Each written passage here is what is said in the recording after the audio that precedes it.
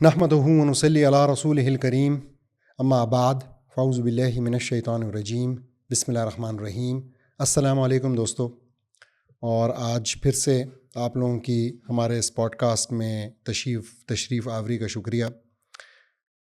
ہم آج جس ڈینجرس کانسیپٹ کو ڈسکس کرنا چاہتے ہیں وہ واقعی بہت خطرناک ہے، اور ہر گزرتے سال، ہر گزرتے مہینے کے ساتھ میں یہ نوٹ کرتا ہوں کہ جس طرح لبرلز کی اور مسلمانوں کے اندر چھپے ہوئے جو لبرل خیالات کے مالک لوگ ہیں ان کی آوازیں اونچی ہو رہی ہیں، تیز ہو رہی ہیں، تو یہ سوچ ہم میں پھیلتی چلی جا رہی ہے۔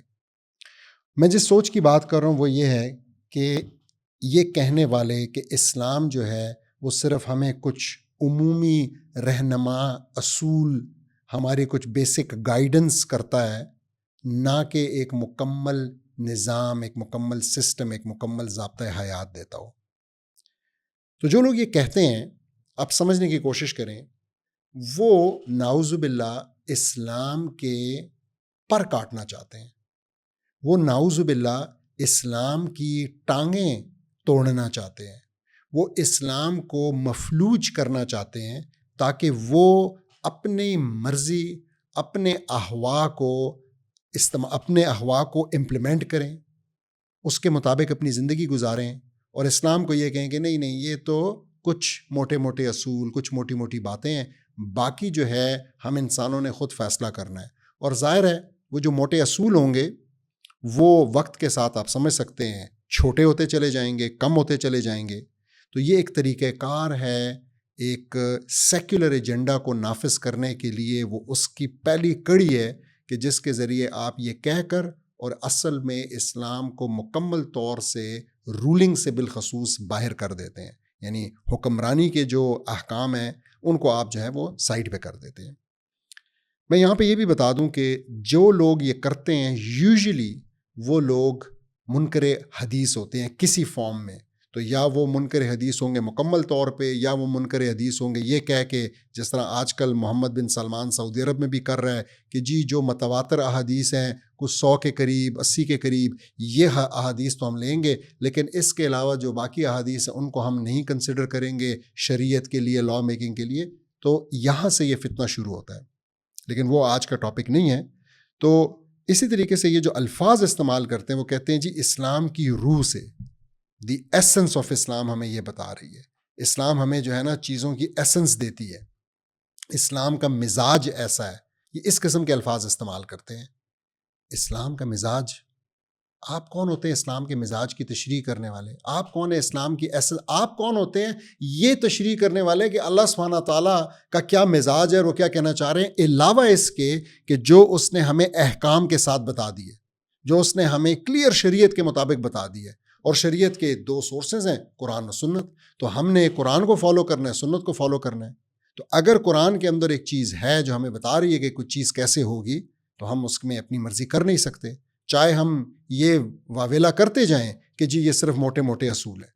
تو پہلے تو میں یہ بات بالکل کلیئر کر دوں کہ جو بھی کہتا ہے کہ اسلام ایک نظام نہیں دیتا، اس کو یا تو اسلام سمجھ نہیں آیا اور یا نظام سمجھ نہیں آیا۔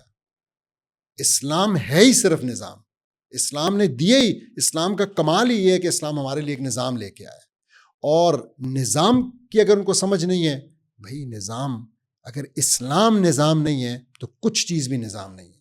اگر اسلام کے اتنے ڈیٹیلڈ احکامات جن کی طرف ہم ابھی آئیں گے، لیکن دیکھیں کون سی چیز ہے جس کو اسلام نے ٹچ نہیں کیا اپنے احکامات کے ذریعے؟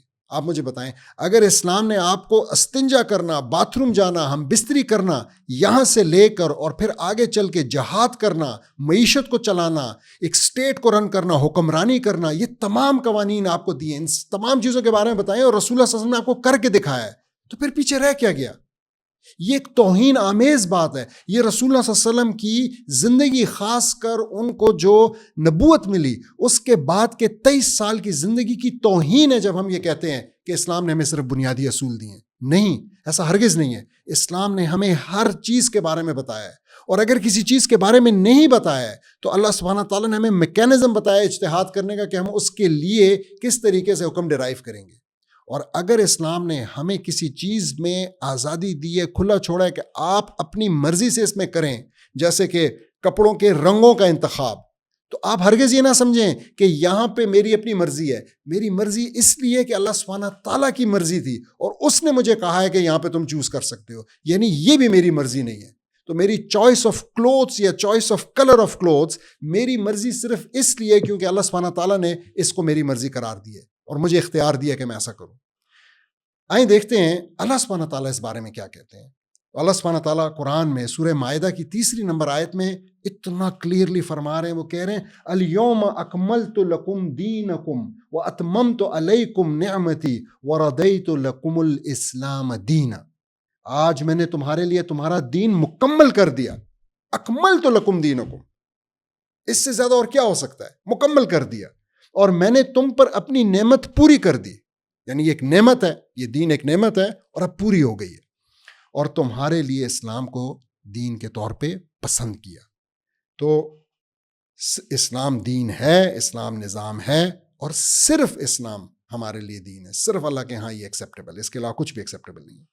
اگر آپ کو پھر بھی شک رہ جاتا ہے اور آپ کہتے ہیں کہ نہیں اس میں دیکھیں شاید تمام چیزیں نہیں آ رہی ہیں، نہیں دین کا یہ مطلب ہے، ایسے ویسے، آئیں ایک اور آیت دیکھتے ہیں. سورہ النحل کی 89 نمبر آیت میں اللہ سبحانہ تعالیٰ فرماتے ہیں وَنَزَلْنَا عَلَيْكَ الْكِتَابَ تَبْيَانًا لِكُلِّ شَيْءٍ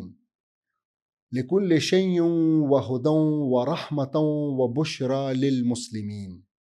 اور ہم نے تم پر یہ قرآن اتارا جو ہر چیز کا روشن بیان ہے.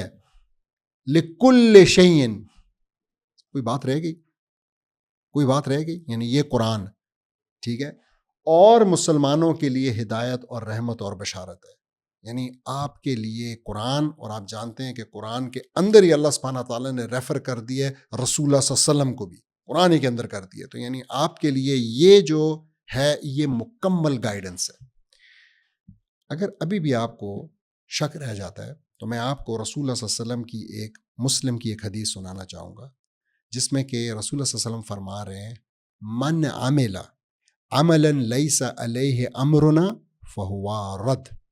جس کسی شخص نے کوئی عمل کیا اور وہ عمل اس میں سے نہیں ہے جس کا ہم نے امر کیا ہے، جس کا حکم آیا ہے، تو وہ عمل، اس شخص کا وہ عمل کیا ہوا؟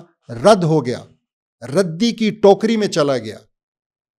اس کا مطلب ہے کہ ہمارے پاس تو اگر ہم یہ سوچیں کہ اسلام نظام نہیں ہے تو جو ہم پھر کرنے جا رہے ہیں وہ اصل میں رد ہے اور ردی کی ٹوکری میں. آپ سوچیں اس بات پہ. تو کیا ایسا ہو سکتا ہے کہ اللہ سبحانہ تعالیٰ ایک طرف تو ہمیں نہ بتا رہے ہوں چیزوں کے بارے میں اور وہ میکینزم نہ دے رہے ہوں، اور دوسری طرف پھر ہمیں یہ کہہ رہے ہوں کہ اگر تم نے میری بات نہ مانی اور میرے امر سے نہ کیا تو پھر رد ہو جائے گا؟ اگر ایسا ہوتا تو ہم تو پھنس جائیں، ہم تو ایک فکس میں ہوں. لیکن ایسا ہرگز نہیں ہے.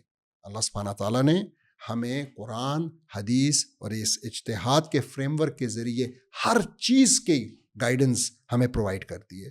اور میں نے آپ کو مثالیں دی. آپ دیکھیں وراثت کے قوانین کو دیکھیں کس قدر ڈیٹیلڈ ہیں، کسی کو نہیں چھوڑا، اس میں سارے کیسز ڈسکس ہو گئے.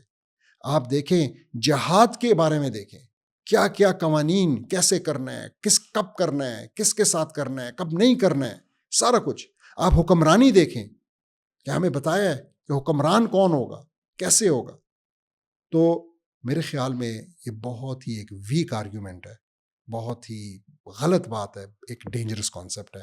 اور یہ آپ کا میرا فرض ہے کہ ہم اس ڈینجرس کانسیپٹ کو بے نقاب کریں اور اپنے بہنوں بھائیوں کے ساتھ اس قسم کی چیزوں کو شیئر کریں جو کہ ان کے لیے اپنے ایمان کو مضبوط کرنے کا باعث بنے. جزاک اللہ خیر.